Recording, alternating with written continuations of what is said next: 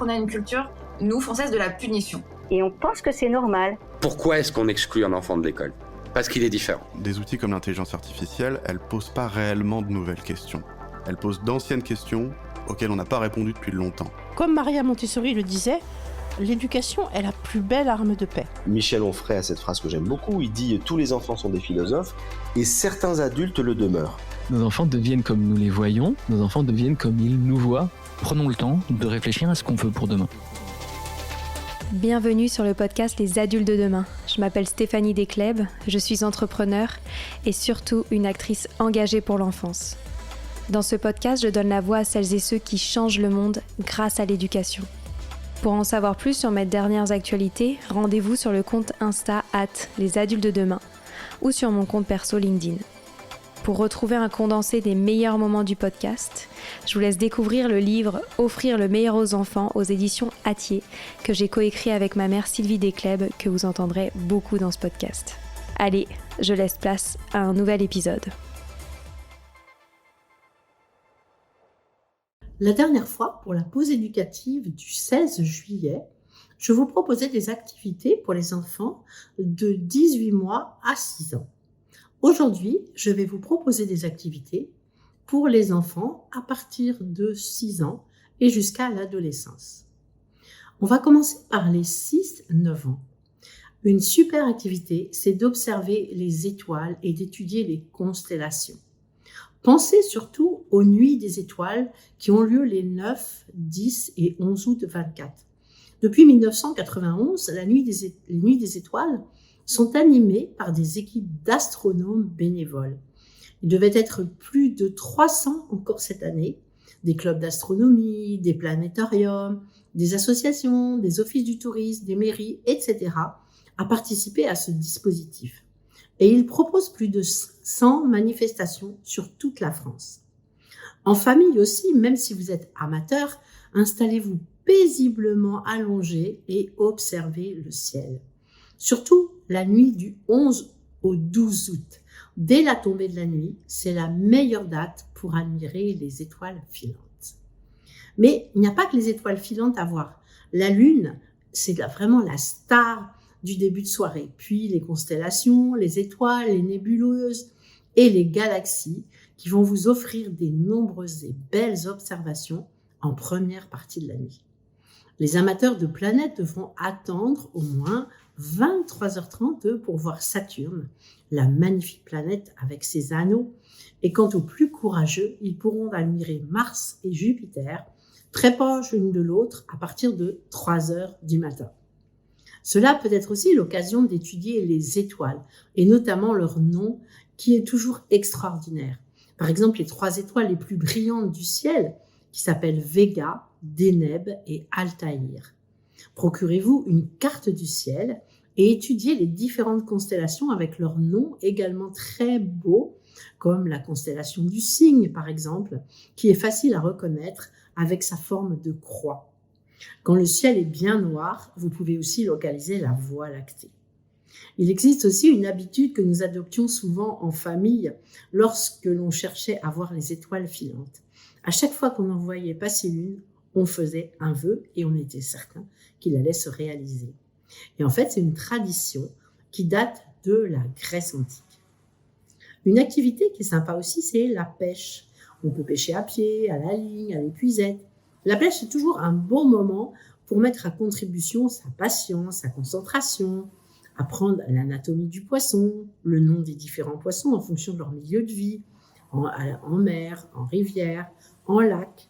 Et cela développe toujours un goût pour l'observation de la nature. Vous pouvez aussi proposer de faire un mur fontaine à eau avec des bouteilles et des tuyaux. Il existe des super tutos sur Internet et c'est vraiment très sympa à faire. Vous pouvez faire une bataille d'eau en fabriquant vous-même les bombes à eau. C'est certain que là, ça va provoquer beaucoup de rigolade en prévision. Vous pouvez en profiter pour étudier les mers et les océans dans le monde et les différentes profondeurs des mers et des océans avec leur faune, leur flore, par exemple, et tout ce qui se passe au fond de l'eau qui est absolument extraordinaire. Vous pouvez faire des expériences scientifiques avec l'eau. Les enfants de cet âge-là adorent faire des expériences scientifiques et c'est un très très bon moyen pour retenir certains concepts. Par exemple, il y a l'expérience du poivre et du liquide vaisselle. Dans une assiette creuse, vous versez de l'eau, vous saupoudrez toute la surface de poivre, vous proposez aux enfants de toucher du bout du doigt et alors rien ne va se passer. Ensuite, vous mettez un peu de liquide vaisselle sur le doigt et tout le poivre va s'enfuir et se diriger vers les bords. Vous avez aussi l'expérience qui est toujours assez extraordinaire du verre et d'eau et du papier. Vous prenez un petit verre, vous découpez un rond qui est à peu près dans du papier, qui est un peu plus grand que l'ouverture supérieure du verre.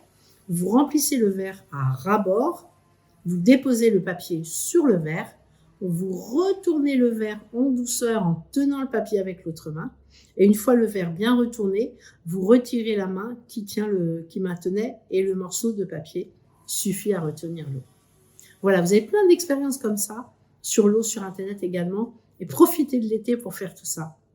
Profitez aussi des moments ensoleillés pour étudier le soleil, cet astre extraordinaire, sa structure, l'ensoleillement dans le monde, étudier les décalages horaires, les marées, pourquoi dans certains pays c'est le jour et d'autres c'est la nuit, pourquoi dans certains pays l'été il n'y a jamais de nuit, etc. C'est formidable de leur faire comprendre le monde.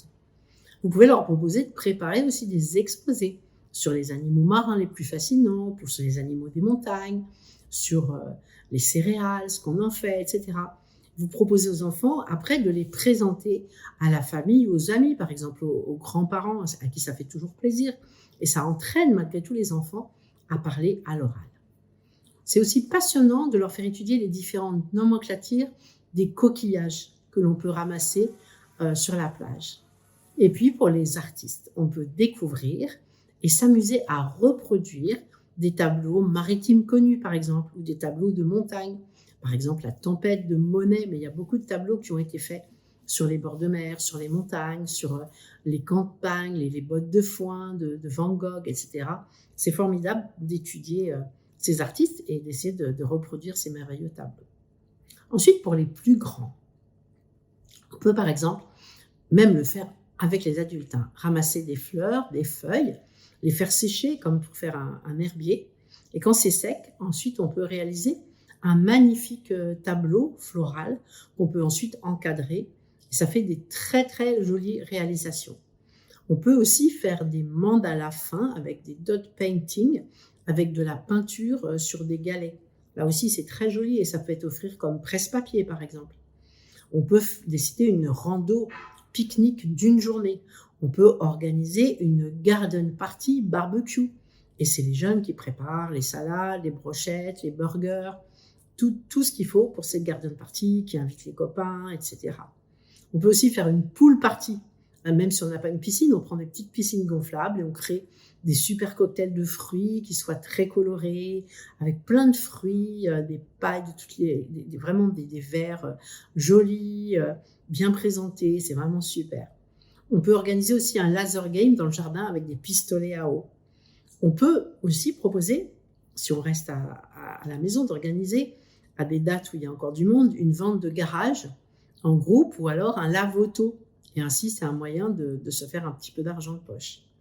On peut s'amuser à jouer aux touristes dans une ville et aller à la découverte de toutes les attractions touristiques, même en faire un certain jeu de piste.